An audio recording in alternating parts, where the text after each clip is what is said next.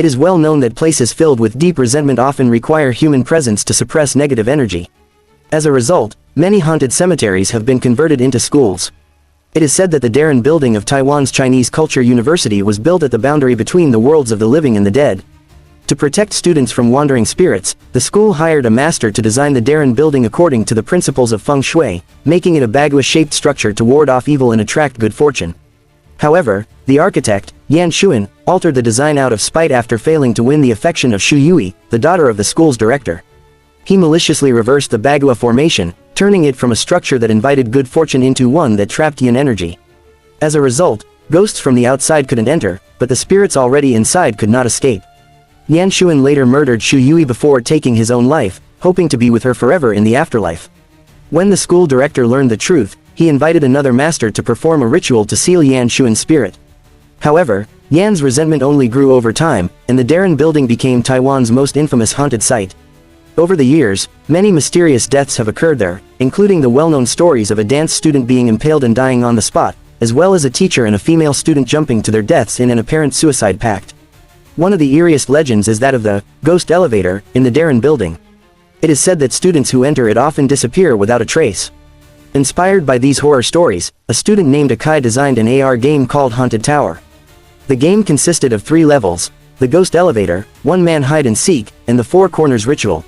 To test the game, Akai borrowed a spirit-attracting lantern from a friend in Thailand and dripped his own blood onto it, believing this would allow his soul to be protected. Carrying the lantern, he stepped into the ghost elevator. According to legend, pressing the floors in a specific sequence would open a portal to another world. Akai followed the steps, and the elevator doors opened automatically. Surveillance footage later revealed that after stepping out, Akai appeared to see something terrifying. Panicked, he ran back into the elevator but was then mysteriously pulled out by an invisible force.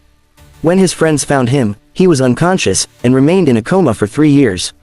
Doctors couldn't determine the cause. Determined to fulfill her brother's wish, Akai's younger sister, Yu Ting, joined the game development team to continue testing the game. One day, while using the Darren Building's elevator, she suddenly heard Akai's voice calling her name. Though startled, she dismissed it as an illusion caused by overthinking and never realized that it was actually Akai's soul warning her not to proceed with the game testing. Unfortunately, it was too late. Yu Ting had already set up the gaming equipment and was ready to test the second level, one-man hide-and-seek. She followed the game's instructions, placing a ghost doll in the bathroom and closing her eyes so the doll could hide. When she reopened them, she was supposed to find it using the game's prompts. However, as soon as she stepped into the restroom, she saw a ghostly hand snatch the doll away. Panicked, she flung open the stall door, only to find nothing inside. Then, another stall door creaked open by itself before slamming shut. Thinking someone was playing a prank, Yu Ting checked inside but found no one. Meanwhile, the game displayed ghostly footprints leading her to the dance studio in the Darren Building. Just as she was about to find the doll hidden behind a mannequin, she was suddenly confronted by the ghost of a senior female student, who had found the doll before her. This meant it was now her turn to hide, and if the ghost found her, she would fail the level. With no other choice, Yu Ting hid as best as she could, hoping the ghost wouldn't find her. Luckily, just as the ghost located her, the game timer ended. Relieved, Yu Ting sighed, thinking the game was over. But as she turned to leave, she noticed one of the mannequins move slightly. Startled, she questioned whether the game was still running. A second later, the ghostly senior appeared in the real world and lunged at her. Terrified, Yu Ting dashed for the door but couldn't open it. Her friends, monitoring from the control room, noticed her distress and rushed to the dance studio just in time to open the door before the ghost caught her. Despite the terrifying experience, her friends insisted the game had malfunctioned rather than believing in ghosts. Initially, Yu Ting agreed, until she noticed 3 scratch marks on the dance studio door. At that moment, she became convinced that not only did ghosts exist, but also that Akai's soul was still trapped in the Darren Building. As children, Akai and Yu Ting had suffered domestic abuse from their father.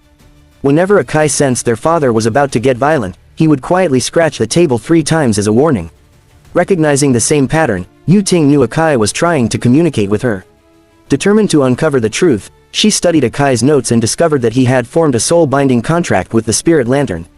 This meant that while his body had returned to the real world, his soul remained trapped inside the Darren Building. To reunite his spirit with his body, Yu Ting decided to take the ghost elevator herself. Following Akai's instructions, she pressed the elevator buttons in a specific order. The doors opened, and just as she stepped out, she saw a couple standing before her, their hands bound together by a red string. From their attire, she recognized them as the teacher and student who had died in a suicide pact years ago. Luckily, the couple left upon reaching the top floor, and Yu Ting quickly pressed the button to return to the first floor. However, she then noticed the red string still lying on the ground. Out of curiosity, she picked it up, only for the ghostly corpse of the female student to suddenly dangle upside down before her. Terrified, Yu Ting bolted out of the elevator but crashed into the ghostly teacher, who instantly transformed into a blood-soaked apparition. She ran for her life and eventually bumped into a Chuan, the Darren building's security guard. Relieved to see a living person, she realized that if anyone had seen Akai's spirit lantern, it had to be a Chuan. However, a Chuan refused to acknowledge her questions and drove her away with a harsh attitude. Undeterred, Yu Ting returned the next day and noticed that a Chuan seemed terrified of leaving the building, even for something as simple as picking up a food delivery. Finally, after much hesitation, he gathered the courage to step outside, but the moment he looked into a nearby mirror, he saw a female ghost and fled back inside, abandoning his lunch. Feeling sorry for him, Yu Ting retrieved his food, and in gratitude, a Chuan agreed to help her find Akai's lost lantern. Seeing her joy, he was reminded of his deceased girlfriend and, overwhelmed with emotion, hugged her. Unfortunately, Yu Ting's friends misinterpreted the situation, thinking a Chuan was harassing her, and immediately attacked him. Later that night, still upset, they decided to prank a Chuan by pretending to be ghosts. Though Yu Ting was furious at their childish behavior, her worst fears were confirmed when a Chuan, frightened by the prank, fled the Darren building, only to be immediately targeted by vengeful spirits. That night, he was forced to relive the traumatic moment when he abandoned his girlfriend to save himself, leading to her gruesome death. And now, the ghosts had returned for him.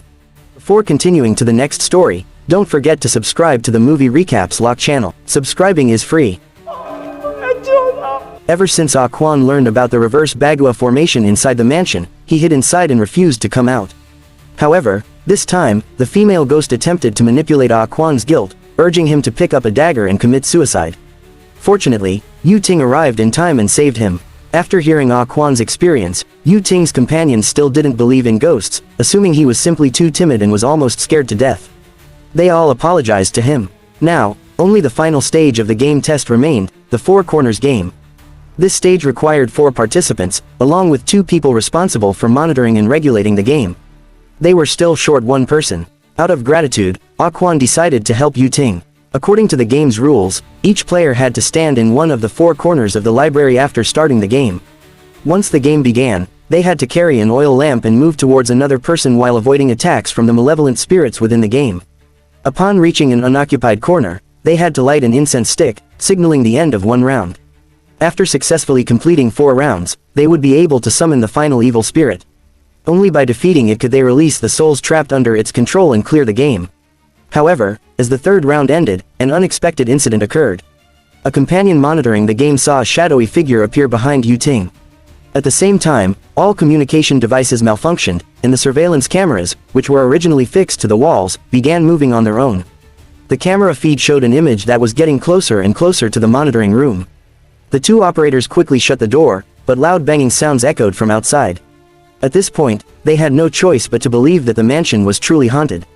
Just then, the girl suddenly received an unknown video call. When she opened it, she saw a live feed of her own back, indicating that someone was secretly filming them from inside the monitoring room. But there were only 2 of them in the room. As they stared at the screen in confusion, the video feed changed again. The malevolent spirit from the game had appeared behind them and launched an attack. Meanwhile, in the library, during the final round of testing, Xiao Wei was shocked to see Yu Ting rush into his arms, crying and asking about Shu Yui's whereabouts. Xiao Wei was utterly confused, but then another Yu Ting appeared behind him. As he slowly turned around, he realized that the Yu Ting in his arms was actually a female ghost. Terrified, he collapsed to the ground. Just as everyone was wondering why the ghost had disappeared so suddenly, the next moment, the evil spirit materialized before them. It was clear that this spirit was none other than the mansion's original architect, Yan Xuan. Yan Xuan first suspended Yu Ting in midair and then knocked the others to the ground. Ah Quan initially wanted to flee but remembered how he had once abandoned his girlfriend. Determined not to repeat the same mistake, he lit the oil lamp with a lighter and prepared to hurl it at Yan Xuan. However, at that exact moment, an unseen force grabbed him, and a pair of black handprints appeared on his arm. Clearly, some ghost was protecting Yan Xuan.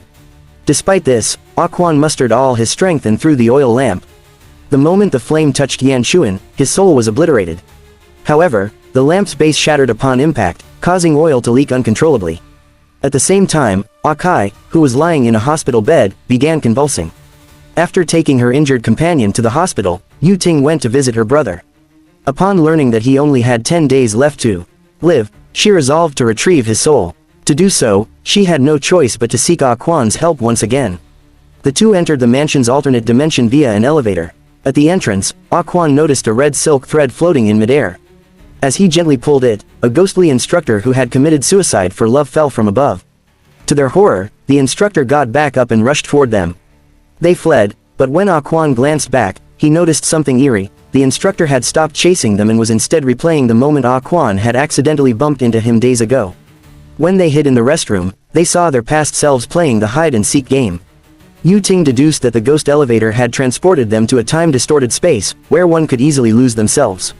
After much struggle, they finally found Akai's soul, but he was on the verge of disappearing as the oil lamp's flame burned out. Heartbroken, Yu Ting suddenly realized there was still a way to save him, by warning their past selves not to break the oil lamp. First, they went to the dance studio and left a mark on the door. Then, they rushed to the library, where past Ah Quan was about to throw the oil lamp to save Yu Ting. Yu Ting hurriedly grabbed him to stop him, but she wasn't strong enough. Fortunately, Present Ah Quan caught the lamp before it hit the ground, preventing it from shattering. However, in a moment of carelessness, the flame was extinguished. No one expected that Yan Xuan, existing in the past timeline, could see them. Just as he was about to attack Ah Quan, Yu Ting suddenly claimed she knew Shu Yui's whereabouts. Yan Xuan immediately ignored Ah Quan and chased after Yu Ting. But Yu Ting had no idea where Shu Yui was, she was simply bluffing.